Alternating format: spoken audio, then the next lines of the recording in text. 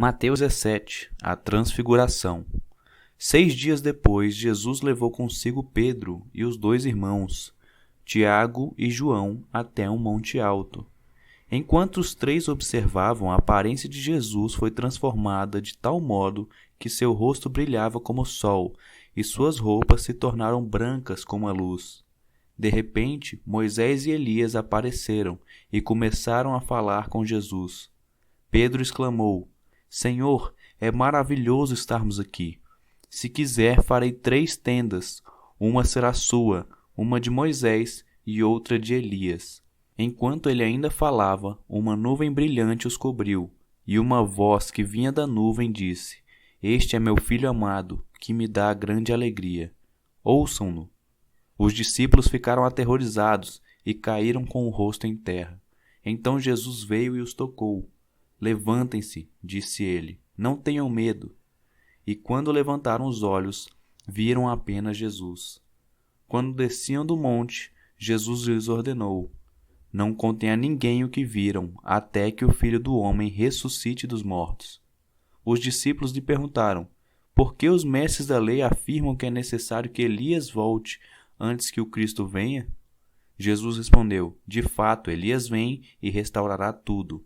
Eu, porém, lhes digo, Elias já veio, mas não o reconheceram e preferiram maltratá-lo. Da mesma forma também farão o Filho do Homem sofrer. Então os discípulos entenderam que ele estava falando de João Batista. Ao pé do monte, uma grande multidão os esperava. Um homem veio, ajoelhou-se diante de Jesus e disse: Senhor, tenha misericórdia de meu filho. Ele tem convulsões e sofre terrivelmente. Muitas vezes cai no fogo ou na água. Eu o trouxe a seus discípulos, mas eles não puderam curá-lo. Jesus disse: Geração incrédula e corrompida, até quando estarei com vocês? Até quando terei de suportá-los? Traga o menino para cá. Então Jesus repreendeu o demônio, e ele saiu do menino, que ficou curado a partir daquele momento. Mais tarde, os discípulos perguntaram a Jesus em particular: Por que não conseguimos expulsar aquele demônio? Porque a sua fé é muito pequena, respondeu Jesus. Eu lhes digo a verdade: se tivessem fé, ainda que do tamanho de uma semente de mostarda, poderiam dizer a este monte: Mova-se daqui para lá, e ele se moveria. Nada seria impossível para vocês, mas essa espécie não sai senão com oração e jejum. Quando voltaram a se reunir na Galiléia, Jesus lhes disse: O Filho do Homem será traído e entregue em mãos humanas, será morto, mas no 3º dia ressuscitará. E os discípulos se encheram de tristeza. Quando Jesus e seus discípulos chegaram a Cafarnaum, os cobradores do imposto do templo abordaram Pedro e lhe perguntaram: Seu mestre não paga o imposto do templo? Sim, paga, respondeu Pedro. Em seguida entrou em casa. Antes que ele tivesse oportunidade de falar, Jesus lhe perguntou: O que você acha, Simão? O que os reis costumam fazer? Cobram impostos de seu povo ou dos povos conquistados? Cobram dos povos conquistados, respondeu Pedro. Pois bem, disse Jesus, os cidadãos estão isentos, mas, como não queremos que se ofendam, desça até o mar e jogue um anzol. Abra a boca do primeiro peixe que pegar, e ali encontrará uma moeda de prata. Pegue-a e use-a para pagar os impostos por nós 2. Mateus capítulo 18. Nessa ocasião, os discípulos vieram a Jesus e perguntaram: Afinal, quem é o maior no reino dos céus? Então Jesus chamou uma criança pequena e a colocou no meio deles. Em seguida disse: Eu lhes digo a verdade. A menos que vocês se convertam e se tornem como crianças, jamais entrarão no reino dos céus. Quem se torna humilde como essa criança é o maior no reino dos céus. E quem recebe uma criança como esta em meu nome, recebe a mim. Mas, se alguém fizer cair em pecado um destes pequeninos que em mim confiam, teria sido melhor ter amarrado uma grande pedra de moinho ao pescoço e se afogado nas profundezas do mar. Quanto sofrimento haverá no mundo por causa das tentações para o pecado! Ainda que elas sejam inevitáveis, aquele que as provoca terá sofrimento ainda maior. Portanto, se sua mão ou seu pé o faz pecar, corte-o e jogue-o fora. É melhor entrar na vida eterna com apenas uma das mãos ou apenas um dos pés que ser lançado no fogo eterno com as 2 mãos e os 2 pés. E, se seu olho o faz pecar, arranque-o e o jogue-o fora. É melhor entrar na vida eterna com apenas um dos olhos que ser lançado no inferno de fogo com os 2 olhos. Tomem cuidado para não desprezar nenhum destes pequeninos, pois eu lhes digo que, no céu, os anjos deles serão sempre na presença de meu Pai Celestial, e o Filho do Homem veio para salvar os que estão perdidos. Se um homem tiver 100 ovelhas, e uma delas se perder, o que vocês acham que ele fará? Não deixará as outras 99 nos montes e sairá à procura da perdida? E, se a encontrar, eu lhes digo a verdade, ele se alegrará por causa dela mais que pelas 99 que não se perderam. Da mesma forma, não é da vontade de meu Pai, no céu, que nenhum destes pequeninos se perca. Se um irmão pecar contra você, fale com ele em particular, e chame-lhe a atenção para o erro. Se ele ouvir, você terá recuperado seu irmão.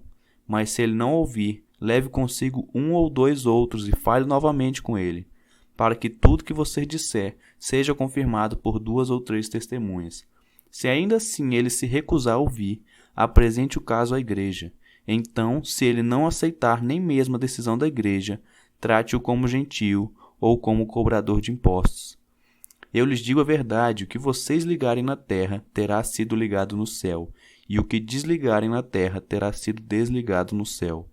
Também lhes digo que, se 2 de vocês concordarem aqui na terra a respeito de qualquer coisa que pedirem, meu Pai no céu os atenderá.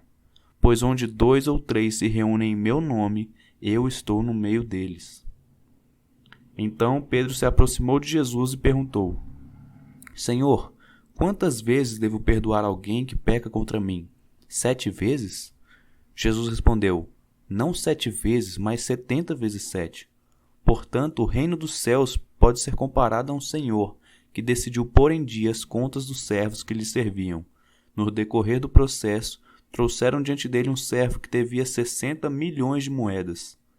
Uma vez que o homem não tinha como pagar, o senhor ordenou que ele, sua esposa, seus filhos e todos os seus bens fossem vendidos para quitar sua dívida. O homem se curvou diante do senhor e suplicou: Por favor, tenha paciência comigo e eu pagarei tudo. O senhor teve compaixão dele, soltou-o e perdoou-lhe a dívida. No entanto, quando o servo saiu da presença do senhor, foi procurar outro servo que trabalhava com ele e que lhe devia 100 moedas de prata. Agarrou pelo pescoço e exigiu que ele pagasse de imediato. O servo se curvou diante dele e suplicou: Tenha paciência comigo, eu pagarei tudo. O credor, porém, não estava disposto a esperar. Mandou que o homem fosse lançado na prisão até que tivesse pago toda a dívida. Quando os outros servos, companheiros dele, viram isso, ficaram muito tristes. Foram ao Senhor e lhe contaram tudo o que havia acontecido. Então o Senhor chamou o homem cuja dívida ele havia perdoado e disse: Servo mau, eu perdoei a sua imensa dívida porque você me implorou. Acaso não devia ter misericórdia de seu companheiro como tive misericórdia de você? E irado, o Senhor mandou o homem à prisão para ser torturado até que lhe pagasse toda a dívida. Assim também meu Pai Celestial fará com vocês, caso se recusem a perdoar de coração a seus irmãos. Mateus capítulo 19. Quando Jesus terminou de dizer essas coisas, deixou a Galiléia e foi para a região da Judéia, a leste do rio Jordão. Grandes multidões o seguiram, e ele curou os enfermos. Alguns fariseus apareceram e tentaram apanhar Jesus numa armadilha, perguntando: Deve-se permitir que um homem se divorcie de sua mulher por qualquer motivo? Vocês não leram as Escrituras? Respondeu Jesus. Elas registram que desde o princípio o Criador os fez homem e mulher, e disse: Por isso o homem deixa pai e mãe e se une à sua mulher, e os 2 se tornam um só. Uma vez que já não são 2, mas um só, que ninguém separe aquilo que Deus uniu.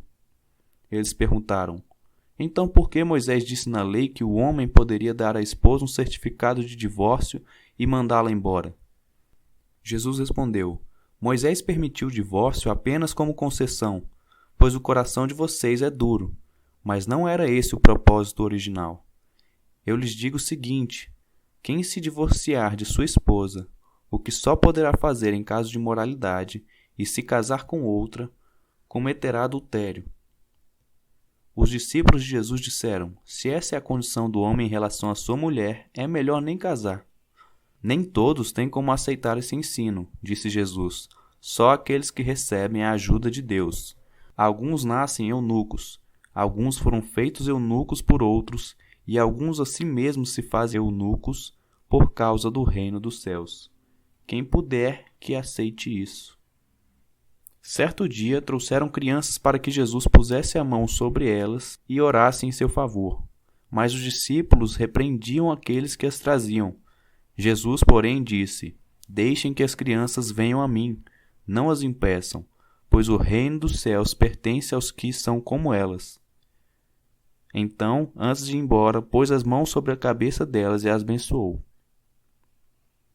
Um homem veio a Jesus com a seguinte pergunta: Mestre, que boas ações devo fazer para obter a vida eterna?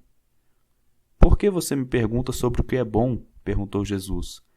Há somente um que é bom. Se você deseja entrar na vida eterna, guarde os mandamentos. Quais? Perguntou o homem. Jesus respondeu: não mate, não cometa adultério, não roube, não dê falso testemunho, honre seu pai e sua mãe, ame o seu próximo como a si mesmo. Tenho obedecido todos esses mandamentos, disse o homem. O que mais devo fazer? Jesus respondeu: se você quer ser perfeito, vá, venda todos os seus bens e dê o dinheiro aos pobres. Então você terá um tesouro no céu. Depois venha e siga-me. Quando o rapaz ouviu isso, foi embora triste, porque tinha muitos bens. Então Jesus disse a seus discípulos: eu lhes digo a verdade, é muito difícil um reino entrar no reino dos céus. Digo também, é mais fácil um camelo passar pelo buraco de uma agulha que um rico entrar no reino de Deus. Ao ouvir isso, os discípulos ficaram perplexos e perguntaram: então quem pode ser salvo? Jesus olhou atentamente para eles e respondeu: para as pessoas, isso é impossível, mas tudo é possível para Deus. Então Pedro disse: deixamos tudo para segui-lo, qual será a nossa recompensa? Jesus respondeu: eu lhes garanto que quando o mundo for renovado e o Filho do Homem se sentar em seu trono glorioso, vocês, que foram meus seguidores, também se sentarão em 12 tronos para julgar as 12 tribos de Israel. E todos que tiverem deixado casa, irmãos, irmãs, pai, mãe, filhos ou propriedades por minha causa, receberão em troca 100 vezes mais e herdarão a vida eterna. Contudo, muitos primeiros serão os últimos, e muitos últimos serão os primeiros. Mateus capítulo 20. Pois o reino dos céus é como o dono de uma propriedade que saiu de manhã cedo, a fim de contratar trabalhadores para seu vinhedo. Combinou de pagar 1 moeda de prata por um dia de serviço e os mandou trabalhar. Às 9 da manhã estava passando pela praça e viu por ali alguns desocupados. Contratou-os e disse-lhes que, no final do dia, pagaria o que fosse justo. E eles foram trabalhar no vinhedo. Ao meio-dia e às 3 da tarde, fez a mesma coisa. Às 5 da tarde, estava outra vez na cidade e viu por ali mais algumas pessoas. Por que não foram trabalhar hoje? Perguntou ele. Porque ninguém nos contratou, responderam. Então o proprietário disse: vão e trabalhem com os outros no meu vinhedo. Ao entardecer, mandou o capataz chamar os trabalhadores e pagá-los, começando pelos que haviam sido contratados por último. Os que foram contratados às 5 da tarde vieram e receberam 1 moeda de prata. Quando chegaram os que foram contratados primeiro, imaginaram que receberiam mais. Contudo, também receberam 1 moeda de prata. Ao receber o pagamento, queixaram-se ao proprietário.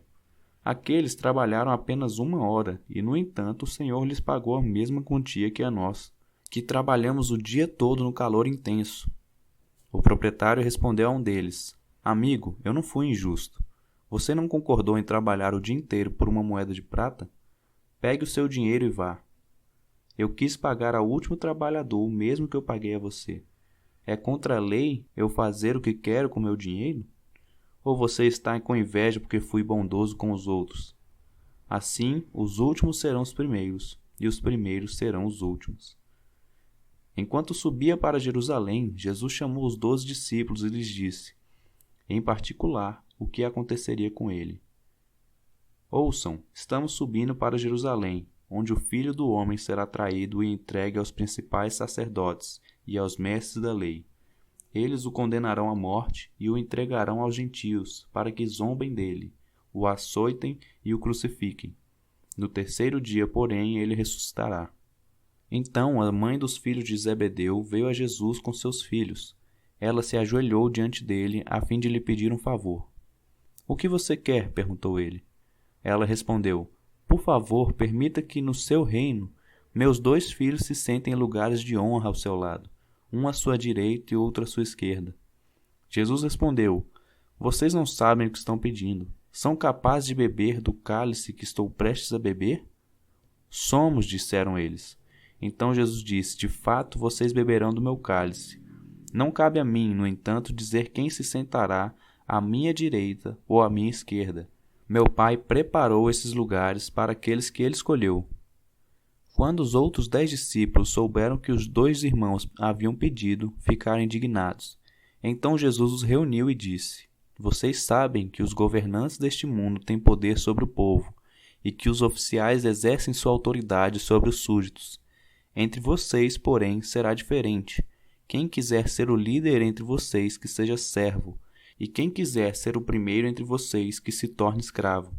Pois nem mesmo o Filho do Homem veio para ser servido, mas para servir e dar sua vida em resgate por muitos. Quando Jesus e seus discípulos saíam de Jericó, uma grande multidão o seguiu. 2 cegos estavam sentados à beira do caminho, e, quando souberam que Jesus vinha naquela direção, começaram a gritar, Senhor, filho de Davi, tenha misericórdia de nós. Calem-se, diziam os brados aqueles que estavam na multidão. Eles, porém, gritavam ainda mais alto, Senhor, filho de Davi, tenha misericórdia de nós. Ao ouvi-los, Jesus parou e perguntou, o que vocês querem que eu lhes faça? Eles responderam, Senhor, nós queremos enxergar. Jesus teve compaixão deles e tocou-lhes nos olhos. No mesmo instante, passaram a enxergar e o seguiram.